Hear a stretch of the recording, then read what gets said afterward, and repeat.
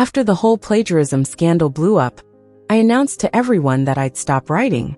My boyfriend, who had been angrily accusing me, was stunned. "What are you gonna do about it? Didn't you say we have a lot of debt to pay off?" His first love, the victim of the plagiarism incident, was also panicked. "Lily, you don't have to punish yourself like this. I'm willing to give you another chance to start over." As I looked at the flashing cameras below, my expression remained unchanged. In my last life, these two humiliated me while secretly plotting together to steal my work. Eventually, the words I painstakingly wrote blew up Rachel's reputation as a genius writer. In this life, I immediately deleted the pen name I had used for 6 years. I've had enough of squeezing into this tiny apartment. Time to go home and claim my inheritance. As for Rachel, let's see how you finish the rest of the book. "Lucy," someone asked, "you said you'd provide evidence to prove you didn't plagiarize. Where is it?" As a former fan, I really don't want to believe you did this. Did you actually write those works yourself? Facing a sea of microphones, I froze at first, but then my heart started pounding hard. I was reborn, right on the day of the press conference where I tried to clear my name. In my past life, my boyfriend's first love plagiarized a novel based on my own secret love story. The day her book hit the shelves, it shot to the top, creating a legend in young adult novels. After being reposted by a top influencer, countless netizens called it a tearjerker. I had planned to show my original drafts as proof, but I never imagined that on the day of the conference, someone would wipe my files clean, leaving no trace. I went through unimaginable cyberbullying, receiving funeral wreaths, black and white photos, and creepy deliveries every day. I kept writing until one day, I was brutally stabbed to death by extreme fans. In this moment, despite how I hesitated for just a second, my boyfriend of 3 years, Luca, couldn't hold back his fiery accusations. "Lily, if you claim Rachel is slandering you, then show the evidence. Don't make baseless accusations." He glared at me, but there was a fleeting look of satisfaction in his eyes. Right, how could he not know what was in my folders? He wanted nothing more than to ruin my reputation and make Rachel the new star writer. Lowering my eyes, I picked up my laptop and headed to the projector. I turned it on, put it on the big screen. The next second, amid everyone's shocked gazes, I deleted the pen name I'd used for 6 years. Luca and Rachel jumped to their feet. I spoke coldly, "Everyone, I have been wrongly accused today, and the evidence has been destroyed by those with ulterior motives. This pen name is void from today onward. I will stop writing and never return to online writing." Having said my piece, I was about to leave with my laptop when Luca dashed over to block my way. "What are you gonna do? Didn't you say we have debts to pay? How can you just stop writing? Didn't you say writing was your biggest dream?" Rachel panicked too, walking over with her eyes welling up. "Lily, you don't need to punish yourself like this. I'm willing to give you another chance to start over." I chuckled coldly as I watched the two perform their show. Then Rachel suddenly bit her lip and knelt in front of me. "Lily, please don't quit just because of this little thing. Your readers won't let me off easily if you do. I can delete everything and pretend this never happened. If you quit, it'll be disastrous for me. I'll stop writing too." The sound of camera shutters clicked as they focused on her. My former editor, who was like my golden ticket, couldn't resist coming over to help her up. "Rachel, what are you saying? Why kneel to a plagiarist? She's brought this upon herself. You just signed a major contract, don't forget. You've got more work to do." Too tired of being attacked, I decided to leave the scene. To avoid reporters, I took a back route, catching a cab back to my apartment. On the way back, notifications blew up on my phone. I saw 4 out of the top 10 trending topics were about me. Lily plagiarism, Lily and Rachel, Rachel forced to kneel, Rachel ghostwriter. Heartless media accounts denied everything I ever wrote, claiming I plagiarized Rachel's ideas and forced her to be my ghostwriter. The comments under my posts were all insults. Meanwhile, Rachel's follower count was soaring, with tons of supportive comments beneath her posts.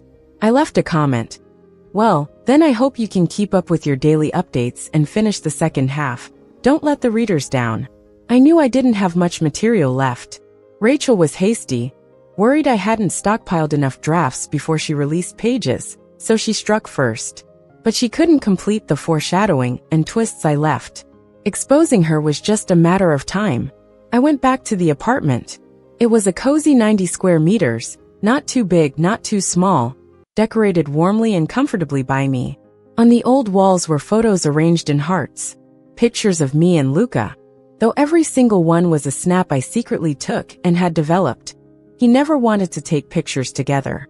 He wouldn't even post on Twitter, and on anniversaries he'd ghost me. All these years, I paid the rent and utilities, and most eating out, shopping and outings were on my tab. I immediately asked the landlord to break the lease, knowing I'd face a penalty. Threw out what I needed to, packed up fast. Just when I was burning the midnight oil, a knock came at the door. I opened it and found Luca and Rachel standing there. "To Lily, are you moving out?" Rachel asked as she walked in, pretending to be all nice while grabbing my hand. I pulled my hand back with a cold glare. Luca just stood there, giving me a disinterested look, clearly unimpressed. "Moving out? As far as I know, her dad died a while ago, and she's been working hard over the years to pay off his medical bills. She would be too upset to pay the $2,000 rent for this apartment. If she's moving, she'd probably be heading to some rundown dorm." I stared at him without any emotion. "What do you want?" Luca spoke up with disgust. "Apologize to Rachel and publicly admit you plagiarized." I felt my eyebrow twitch. "Is this guy serious?"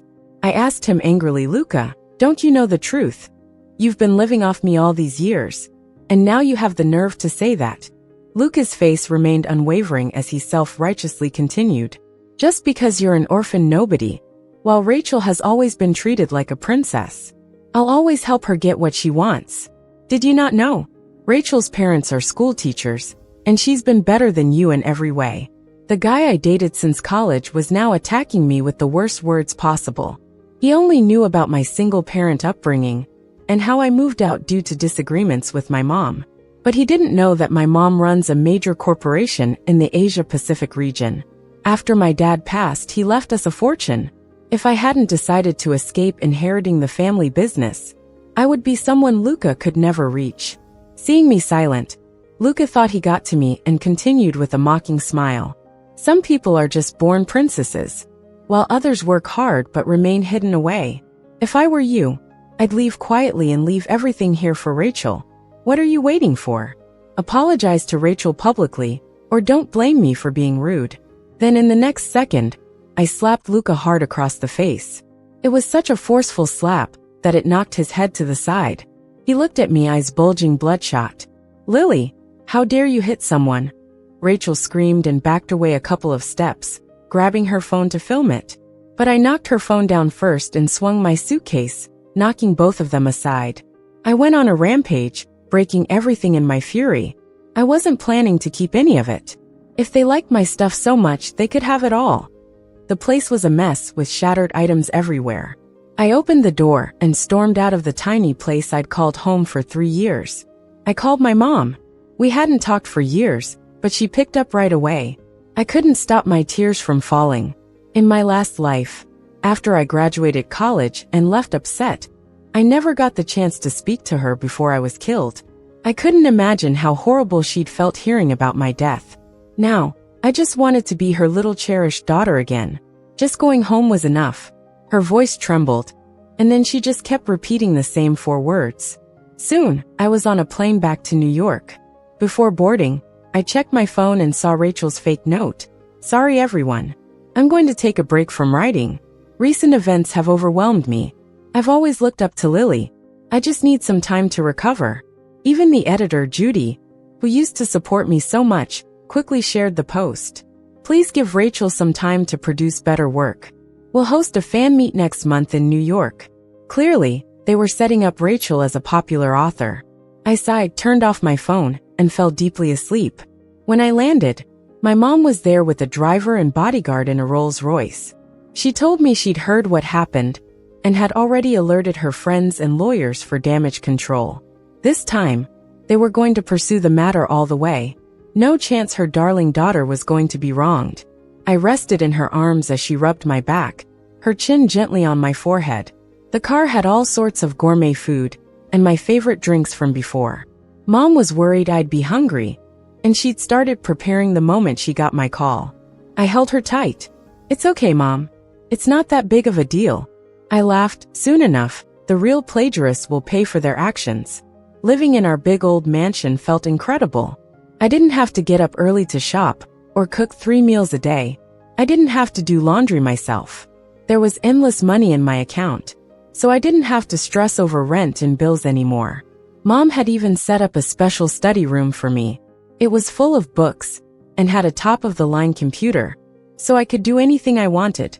Every morning, I could relax in front of the large windows doing yoga or self-care, and enjoy a delicious feast for lunch.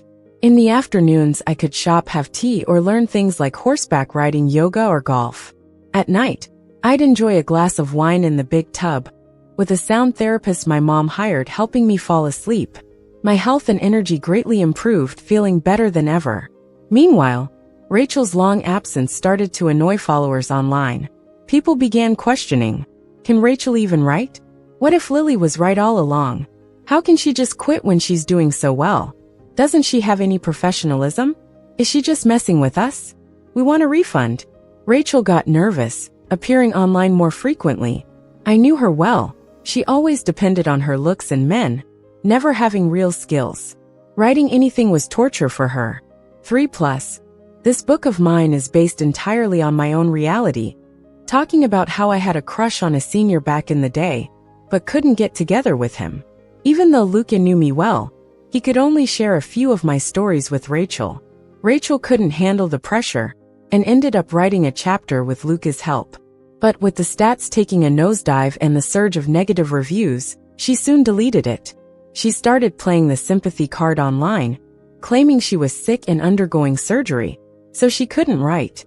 She did promise, though, to deliver a work that would please everyone at a meet and greet. One day, while I was browsing at Hermes, thinking about which bag to pair with my new outfit, I got a message from my editor, Judy, saying she wanted to see me. "Lily, I see you're in New York from your IP address. I'm here on a business trip too, let's chat. There might be some things I've misunderstood about you." My heart skipped a beat. I thought this was my chance to clear my name. But turns out Judy came to persuade me to help Rachel finish her work. In a coffee shop, Judy looked at my new Chanel outfit and chuckled with a hint of disdain. "Name your price, Lily. I know you have financial difficulties. How much will it take for you to write for us again? Rachel is our star. She's brought us huge profits, so we have to keep her." In those few silent minutes, I felt like an eternity passed. "Your pen name is gone now, and your readers have moved on. Besides, you only made it because we pushed you." Judy pushed her coffee cup aside and leaned forward. 50 grand. That's enough to trade up your outfit and help you with whatever you want to do next. Her meaningful stare made my face darken completely. What was she thinking of me? What did she think I was doing in New York? "Fine." I squeezed out 2 words through clenched teeth. "No problem, I've already outlined it. Just give me 3 days, and I'll send you the final 100,000 words. Judy leaped up excitedly. "Great. 3 days then, I'll be waiting right here." I grabbed my bag and left. Back at my place, I opened my laptop and started working based on the outline I'd drafted in my notebook. Maybe the recent break had revitalized my creativity and energy. 3 days later, with dark circles, I handed her the manuscript. Judy was over the moon, but she still cautiously reviewed it right in front of me. After confirming there were no issues, she exhaled, transferred the 50 grand on the spot, and made me sign a non-disclosure agreement. Little did Judy know, once the manuscript goes live, it won't keep the current format. In the middle of a few lines, a message would appear. "Rachel is a plagiarism thief." With the manuscript in hand, Rachel suddenly seemed rejuvenated and was able to clap back at trolls boldly. She showed off the word count and furiously claimed, "I'm not one to rush just for clicks. I deliver quality work. I have a clear conscience." This tough declaration won over more fans, and she got praise all around. I browsed through her comment section, and a user named Protector4Life stood out. This account was all about Rachel. It chronicled 3 years and countless train tickets back and forth, noting down a girl's preferences in secret. From the old profile pictures, I realized it was Luca. That's when I understood that his confession upon graduating was just to mess with Rachel. Before long, Rachel's fan meet and greet arrived. She had teased that she'd be revealing the rest of the book there for fans to binge read. The idea was so enticing that the hall was packed that day. Onlookers would have thought a celebrity was visiting. Fans held up handmade signs, and the cheering was deafening. My Rachel is so beautiful in person. Not only is she talented, but she's also gorgeous. What chance do the rest of us have? I love your books so much. Could I get an autograph? I'm freaking out. When's the book coming out? I need 10 copies for my collection. Don't push. You're blocking my view. Rachel answered the questions just like Luca taught her. That senior was amazing. He went abroad right after graduation. He was my first love from my youth. I'd only dare occasionally walk past his classroom after school, where he'd be standing in the hallway laughing with people. I looked forward to PE classes or cafeteria time the most, because I could be near him without it being weird. Back then, I even subscribed to his social media, secretly checked out his posts, and would pretend to be indifferent whenever I saw him. Rachel spoke shyly, just like a girl with a schoolgirl crush. At certain moments, she'd lower her gaze, as if reliving the bittersweetness of unrequited love. Finally, the most exciting moment came. The remaining manuscript of Rachel's book was projected onto a big screen. This long-anticipated book was finally complete. Fans eagerly opened their phones to reward Rachel's book with likes and comments. The crowd echoed with admiration, and everyone agreed the latter part was even more moving than the beginning. Some even began to sob, until someone noticed something strange. Wait, what's going on with chapter 3, page 3? Why do I see the letters spelling Rachel as a plagiarism thief? The crowd erupted. Someone immediately echoed, oh snap, it really does. I wondered why there was suddenly a Rachel character. Could the original author really be someone else? My gosh, is this some kind of spooky event? Or is the real author subtly revealing the truth to us? Have we been duped all along? The scene turned chaotic as staff rushed to pull the new chapters. But many had already seen it. The book fans were furious, demanding an explanation from Rachel. She reacted quickly, shouting, ridiculous. This is completely absurd. There's no way. This is my original work. Someone's tampered with my computer. It wasn't like this. But a reader shot back, who could mess with your computer? Don't you always carry it with you? Prove yourself by writing a new chapter right here, right now. If the style and story are consistent, we'll believe you. Another chimed in, yeah, go on, right? You always say you want to give back to the readers. Writing a new chapter shouldn't be hard for you. Faced with the barrage of microphones, Rachel clutched her chest like she was having a heart attack. She gasped a couple of times, closed her eyes, and dramatically fell down. The place turned into chaos, with many fans rushing the stage, demanding the deleted chapters be restored. Luca was the first to run over and scoop her up, eyes blazing as he shouted for a doctor. As he rushed out, he brushed past me. The scene was wild, with people surging to the stage to check out the words on the big screen. No one seemed to care about Rachel anymore. Lily, you dare show up here? You must be behind this mess. Luca glared at me like I was his worst enemy. You're just jealous of Rachel being with me, so you've never liked her. But what you did today is downright despicable. You can't stand me being happy with someone else, so you're trying to ruin her. If anything happens to Rachel today, I swear, he shouted at me, like a man ready to go to war.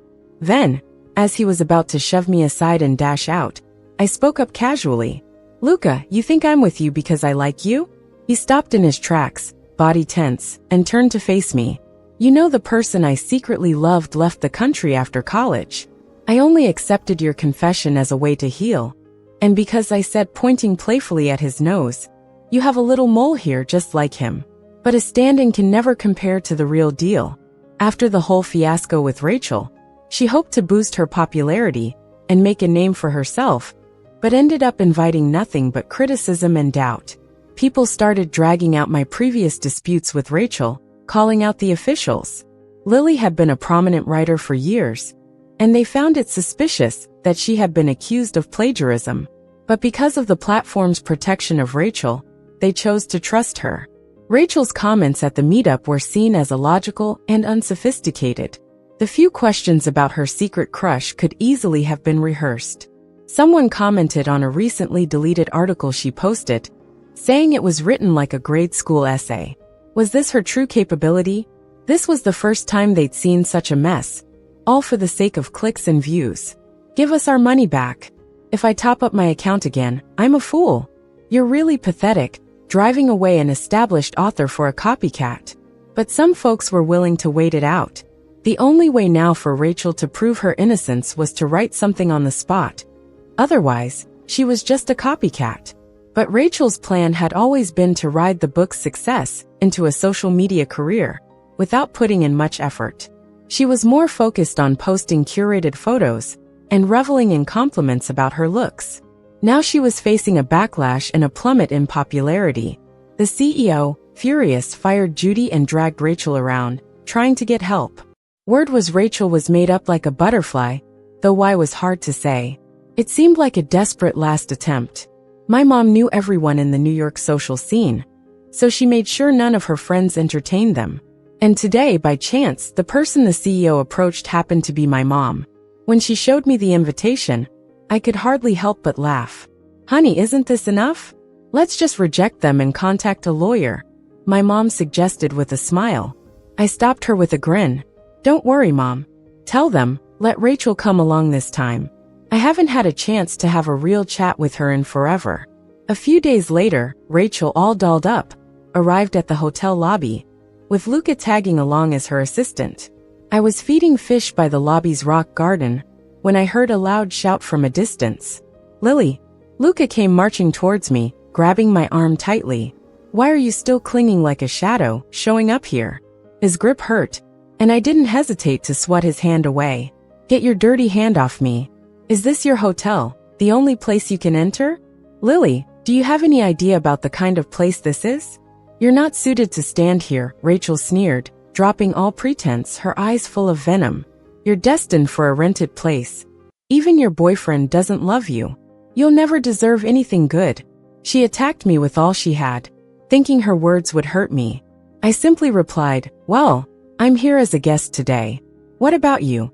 Did someone invite you for dinner too? You. Rachel stumbled, trying to regain her composure, then smirked. A guest? Looks like you've become some wealthy guy's mistress, hanging around places like this. Oh man, you seriously don't know who I met today, do you? It was MS. Fiona. Do some research online if you don't know. I'm afraid even your sugar daddy can't compare to MS. Fiona's little finger, Luca chimed in, joining Rachel in ganging up on me.